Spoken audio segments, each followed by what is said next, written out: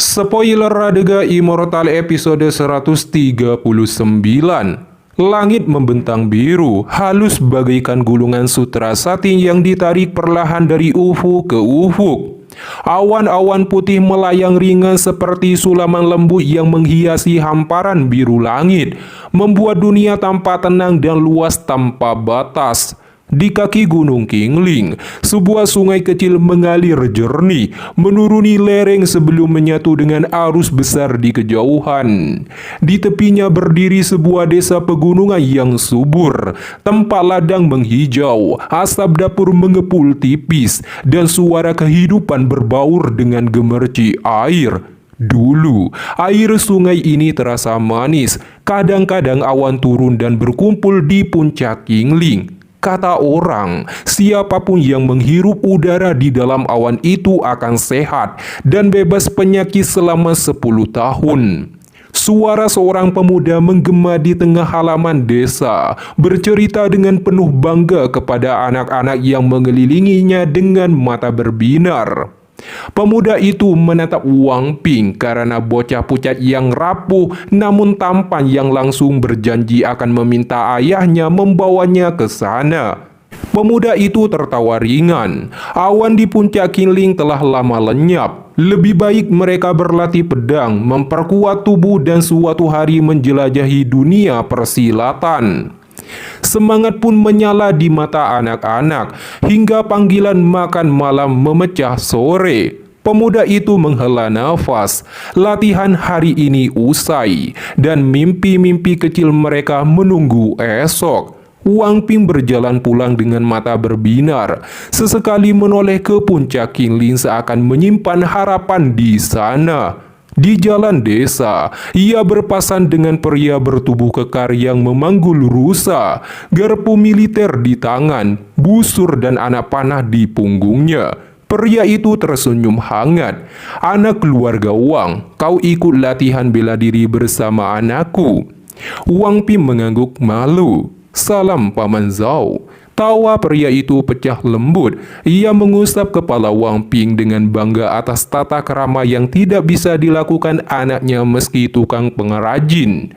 Lalu mengajaknya pulang karena ingin berbicara dengan ayahnya. Bersama mereka melangkah menuju rumah sederhana di ujung utara desa, hingga Wang Ping berlari lebih dulu dan berseru ringan, "Ayah, Paman Zhao datang." Seorang pemuda keluar dari rumah sederhana itu. Wajahnya biasa, tubuhnya kurus, pakaian linennya kasar dan penuh lecet. Sulit membayangkan ia adalah ayah dari bocah tampan di sampingnya.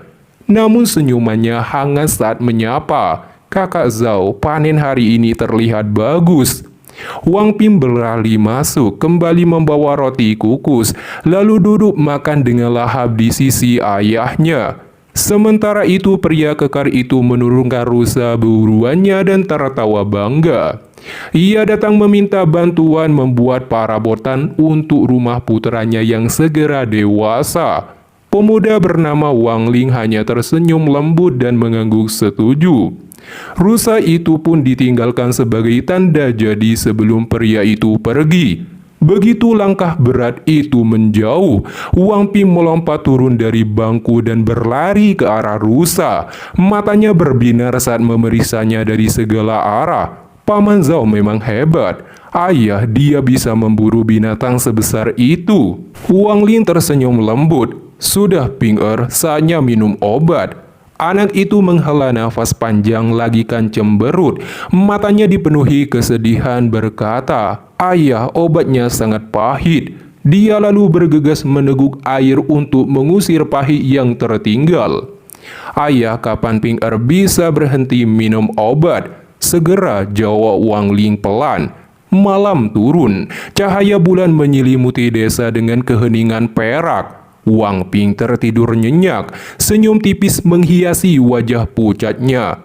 Di sisi ranjang, Wang Li mengangkat tangannya. Kilat berpedar di keningnya, mengalir ke telapak tangan lalu menunjuk ke kening anak itu.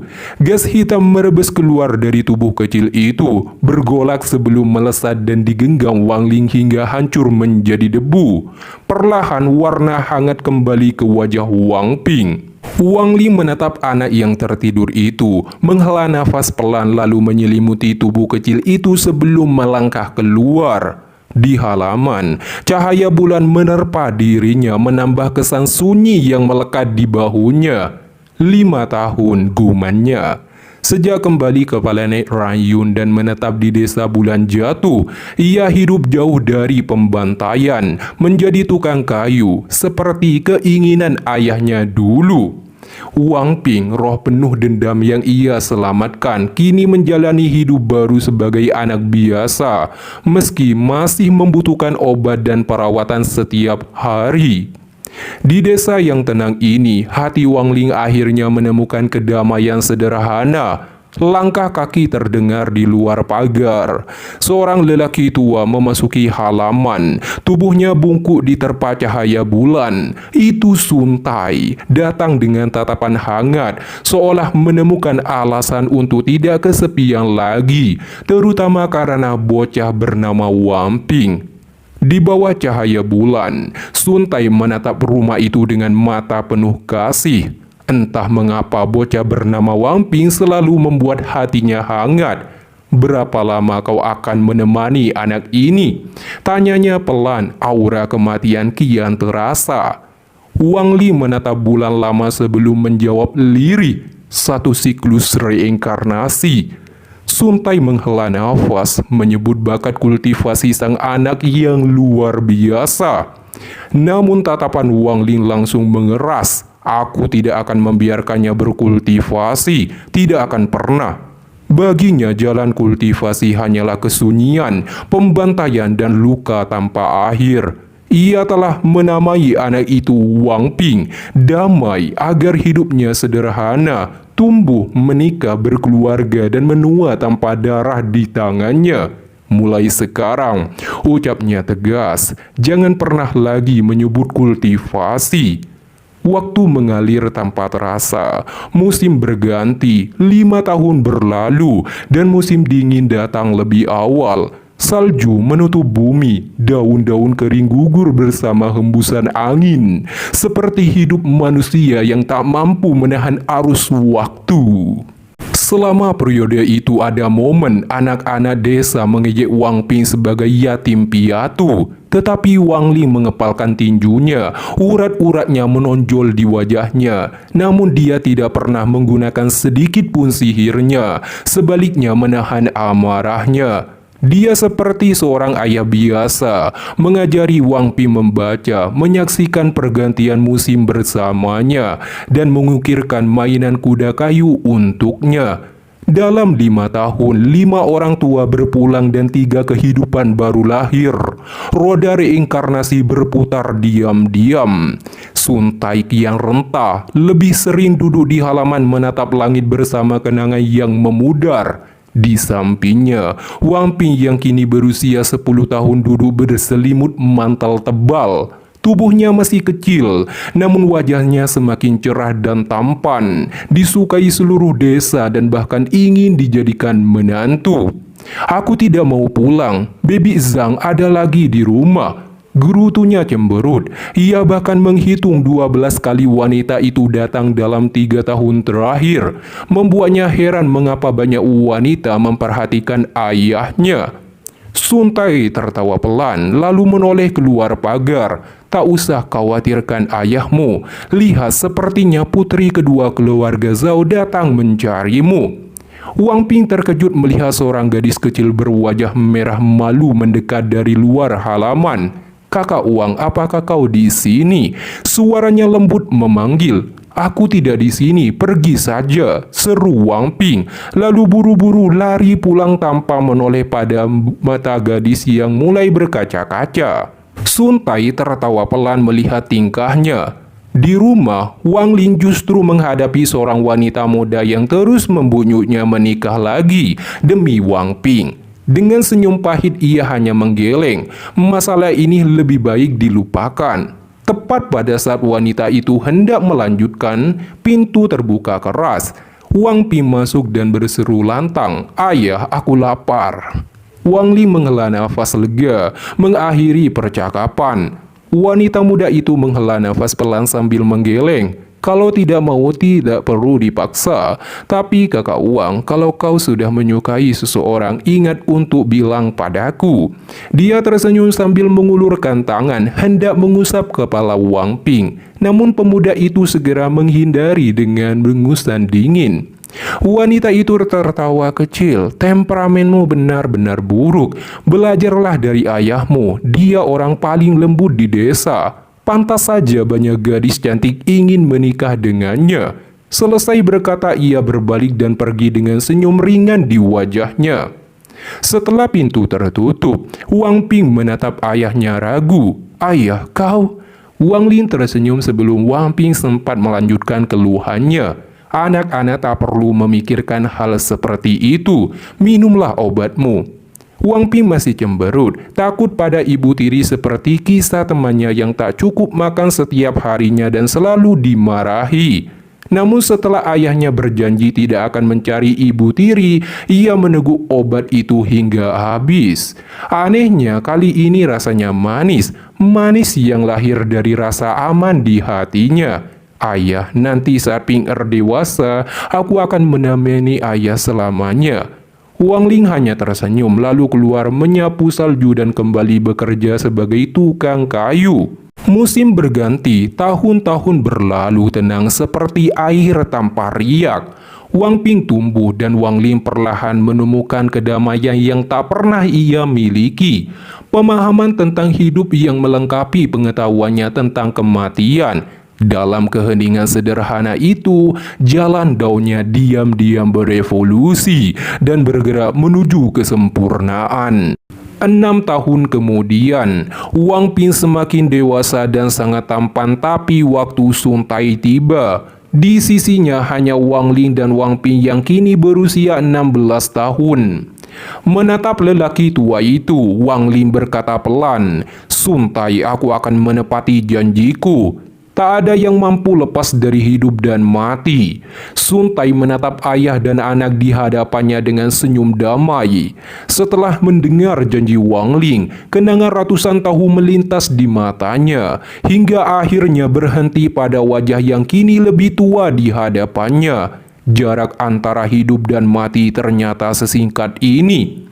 Ia menutup mata dan aura kematian pun lenyap, menandakan wafatnya Suntai. Air mata Wang Ping jatuh saat ia memanggil, sementara Wang Ling hanya mengusap kepala anak itu dengan tenang. Ia telah terlalu sering menyaksikan perpisahan. Di belakang desa Bulan Jatuh, Wang Ping mengukir nisan makam Suntai yang diukir oleh cucunya. Abu lelaki tua itu disimpan Wang Ling memenuhi janji terakhirnya. Tahun berlalu, Wang Ping tumbuh semakin tampan dan pendiam, sementara keriput mulai menghiasi wajah Wang Ling. Suatu sore, di halaman sunyi, Wang Ling mengukir kayu dengan sabar, dan Wang Ping duduk di sampingnya, memandangi ayahnya yang perlahan menua. Wang Ling menatap ukiran di tangannya dan berkata, "Setiap goresan harus diukir dengan hati, diabadikan dalam ingatan. Hanya begitu seseorang layak disebut pengrajin." Di bawah senja, ayah dan anak itu mengukir dalam diam. Bayangan mereka memanjang, gerakan mereka serupa, seakan waktu membekukan momen itu menjadi keabadian yang sunyi. Saat malam turun dan lampu halaman dinyalakan, Wang Ling bertanya pelan, "Sudah selesai berpikir?" Wang Ping menunduk. Di tangannya patung Suntai masih kasar, namun pesonanya telah hidup. Dengan ragu ia bertanya mengapa tak diizinkan mempelajari kultivasi. Wang Ling menghela nafas panjang. Ia menatap putranya, terlintas wajah ibunya, ketenangan darinya. "Karena jalan kultivator bukan untukmu." Wang Ping tersenyum tipis. "Aku tak pernah mempraktikkan teknik yang diberikan kakek Suntai, tapi ayah, kau juga abadi bukan?" Wang Lin terdiam sejenak lalu menjawab lembut, "Bukan abadi, hanya seorang kultivator." Wang Ping menatap ayahnya di bawah cahaya bulan dan bertanya, "Ayah ingin aku hidup biasa dan tidak mengikuti jejakmu sebagai kultivator." Angin malam menggoyang lampu, cahayanya berbaur dengan sinar bulan yang dingin. Wang Li menatap langit lama sebelum menjawab lirih, "Ya, jika aku tidak mau," tanya Wang Ping, "untuk pertama kalinya berani menantang. Kehidupan kultivator tidak cocok untukmu. Jangan sebutkan lagi," jawab Wang Li lembut namun tegas.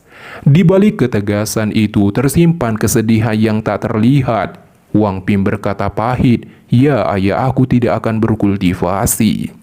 Wang Lin tak menjawab, ia hanya berbalik masuk ke dalam rumah. Lalu suaranya terdengar pelan dari dalam, "Ping minum obatmu." Wang Ping terdiam lama, dia menghela nafas, bangkit dan melangkah masuk.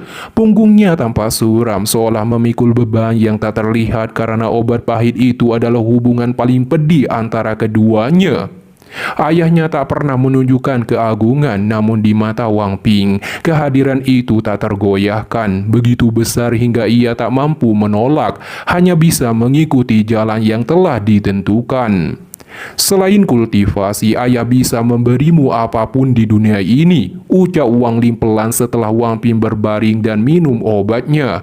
Wang Ping menutup mata tanpa menjawab. Di luar halaman, dalam kegelapan malam, Wang Lin duduk sendiri di halaman menatap sunyinya malam dipenuhi kesedihan.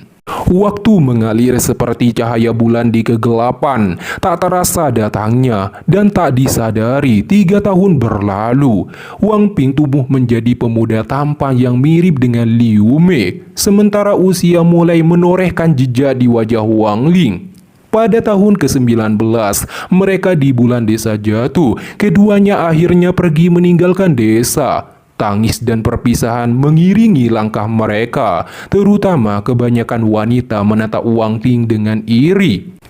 Seorang gadis berlari sambil menangis. "Kau akan kembali?" "Mungkin tidak," jawab Wang Ping tanpa menoleh. Mendengar itu, hati wanita itu hancur seketika dan berlari menangis sejadi-jadinya. Saat langkah mereka menjauh, Wang Ping mengerutkan kening. "Ayah, kenapa gadis-gadis begitu merepotkan? Terutama Zhao Rutong itu." Wang Lin tersenyum samar, "Kau tidak menyukainya?" Wang Ping menghela nafas, "Tidak, hanya saja saat dia menangis, hatiku terasa sedikit tidak nyaman." Planet Ranyun yang dipenuhi lautan masih menyisakan gunung dan daratan yang kokoh. Di sanalah bayangan ayah dan anak itu terus bergerak, mendaki puncak demi puncak, menatap bumi yang menyusut seolah akhir zaman bisa terlihat dari kejauhan. Angin gunung memahat jiwa Wang Ping, tubuh manusianya menguat, pikirannya meluas, dan kesepian perlahan lenyap, digantikan kebebasan yang sunyi. Wang Lin tak pernah mengajarkan kultivasi, ia mengajarkan dunia. Haus, minum mata air, lapar, makan hasil alam, lelah berbaring di tanah dengan langit sebagai selimut. 3 tahun berlalu seperti hembusan angin. Setelah gunung ditaklukkan, sungai menjadi tujuan berikutnya. Di hadapan arus yang mengaum, sebuah perahu kecil melaju menantang ombak, seperti perjalanan mereka yang tak pernah berhenti. Perahu kecil itu menantang arus liar, membawa tawa ayah dan anak menyusuri sungai panjang hingga ke samudera. Di atas gelombang, Wang Ping berseru tegas, "Aku akan menemani ayah seumur hidup, bahkan melampaui kematian." Laut membuka dunia tanpa batas, kilat di cakrawala, paus sebesar desa, fata morgana yang menari di kejauhan. Gunung, sungai, dan samudera menerpa jiwanya hingga menyatu dengan dunia. 5 tahun kemudian mereka kembali ke daratan. Di puncak Gunung Qingling, Wang Ping kini berusia 27, berdiri dengan mata penuh tekad. 20 tahun kedamaian, kebencian yang dulu mengikat jiwanya telah terkikis perjalanan panjang. Wang Li menatap putranya dan tersenyum. Perjalanan ini akhirnya memurnikan jiwa Wang Ping, meninggalkannya hanya ketenangan yang jernih. Di kaki King Ling, Wang Lim bertanya tak ingin melihat desa itu. Wang Ping menggeleng, tidak. Mereka terus mendaki hingga berdiri di atas awan. Guntur datang, hujan mengguyur, lalu pelangi menggantung di langit.